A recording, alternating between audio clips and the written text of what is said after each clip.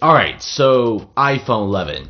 We're getting a bunch of really cool leaks, and everyone is honestly waiting for this phone, and people really like it. iPhone 11 Max is going to be having a pretty unique design. It's going to be a slight refresher. Don't be expecting something super big, but we're getting a bunch of really cool leaks about the phone, and I'll also have some 5G information on the iPhones. And no, the 5G phone isn't launching this year, so you're gonna have to save your breath for it next year.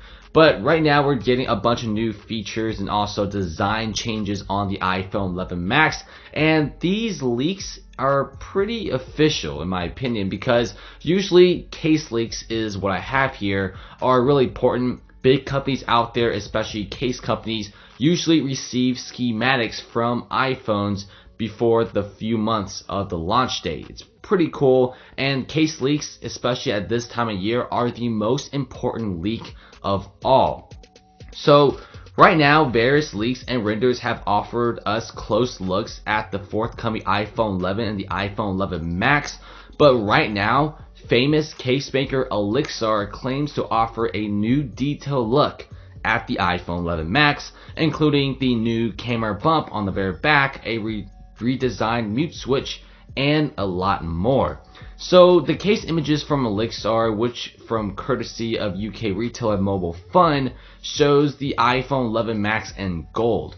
On the very back you see a very nice shiny design, which would definitely be made out of all glass, very similar to the one on the iPhone XS Max. Not much different here, except that square camera bump, which will be hosting its triple lens cameras, the flash, and also the TOF sensor.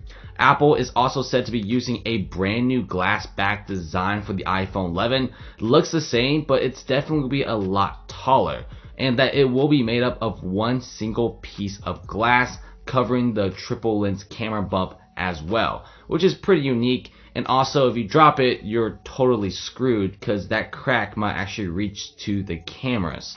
And these images also show a redesigned mute switch that travels up and down instead of left and right. So it's kind of unique, and it also features a round design opposed to a more rectangle design of the current mute switch. Now, this is likely to have some space saving design situations, and we definitely might be seeing some sort of a Siri button for the phone. In terms of connectivity, the iPhone 11 will be shipping with the Lightning connectivity as opposed to the USB-C.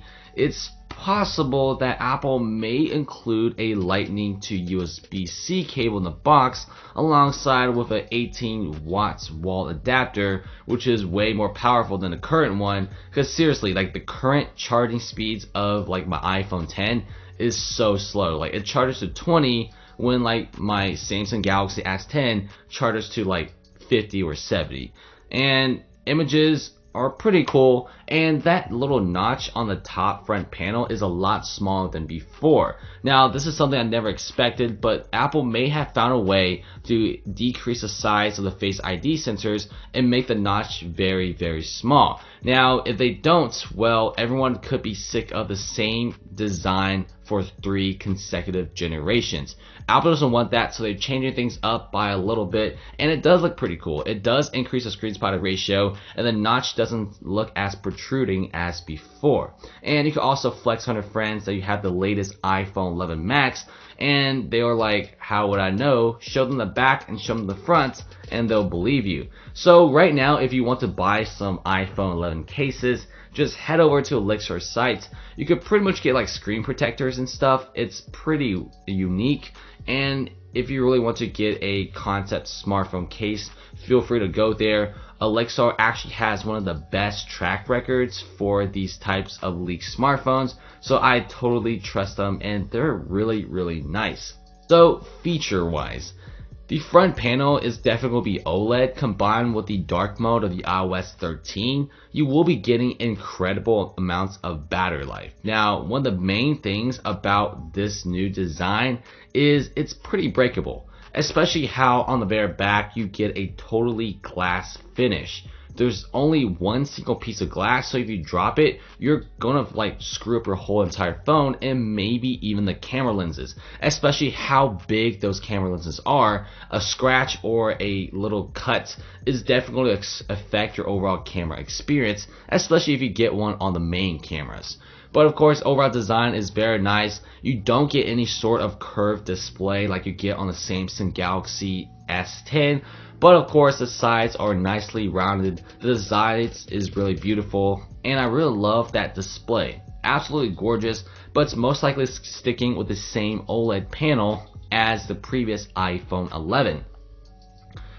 5G, let's talk about this. It's pretty interesting, and the 5G iPhone is already in the works, believe it or not, and it's coming September 2020. It's not this year, and this is all from the analyst Ming-Chi Kuo, who is one of the biggest Apple leakers out there. I absolutely trust him. He's actually one of the most trusted source of Apple rumors, especially these really sensitive ones like 5G. So everyone thought that 5G will be coming out for iPhones this year, 2019, but it's not.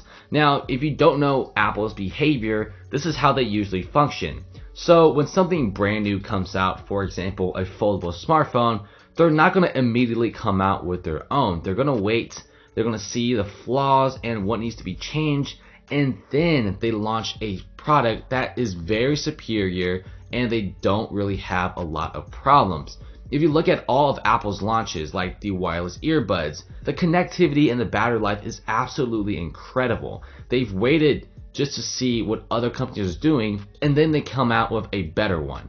That is very similar to other features like the security feature, the fingerprint scanner, and also cameras. You kind of get the idea. And with 5G, it's no different. It's kind of stupid to be launching a 5G device right now, 2019, because carriers are just starting to set up the 5G modems around the country. You're only getting 5G in certain cities, and even in certain cities, only on certain blocks. And if you're not on that certain block, your phone is going to automatically switch to 4G LTE.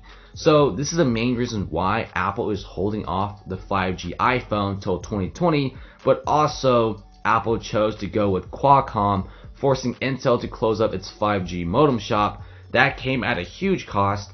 Apple agreed to settle all of its pending lawsuits with Qualcomm and spent at least $4.5 billion to secure the chipmakers corporation.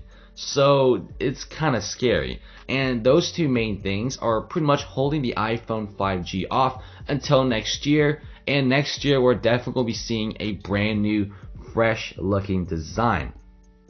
So Ming-Chi Kuo is saying that it's right on schedule and we will be seeing a smaller 5.4 inch iPhone. So cheer up all of you guys who want an iPhone SE 2, and then you do get a larger 6.7 inch iPhone 20, iPhone 12, and it will be having 5G support. So according to Kuo's predictions, iPhones are getting smaller and they're getting bigger, with the regular iPhone XR 2020 version still having LCD panels, and it will be having a more affordable version, and it's sticking to 4G. So right now, let's talk about the iPhone 11. It's not getting 5G, but it's getting a lot of really cool features. One of the main components I want to talk about is simply battery life. This has also been a major controversial thing for a lot of smartphone companies out there, especially if you have a smartphone and the battery is really crappy and it dies after 5 p.m. So you don't want that to happen. And with the iPhone 11 Max, you're getting a gorgeous 6.5 inch OLED panel. Apple is only increasing the screen spotting ratio by a slight, and they're only increasing the battery life by 300 to 400 milliamps. Now, rumors are also pointing that the iPhone 11 Max is also having wireless power share, very similar to the one on the Samsung Galaxy S10, which allows you to charge wirelessly charged devices by putting it on top of the smartphone. That's kind of like AirPower, but it's your smartphone.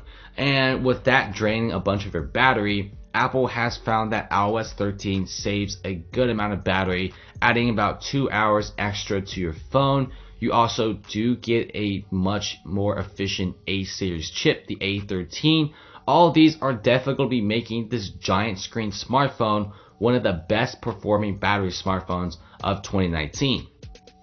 Price wise, we may be seeing Apple jacking up the prices by $100 simply because the profit margins are so low nowadays.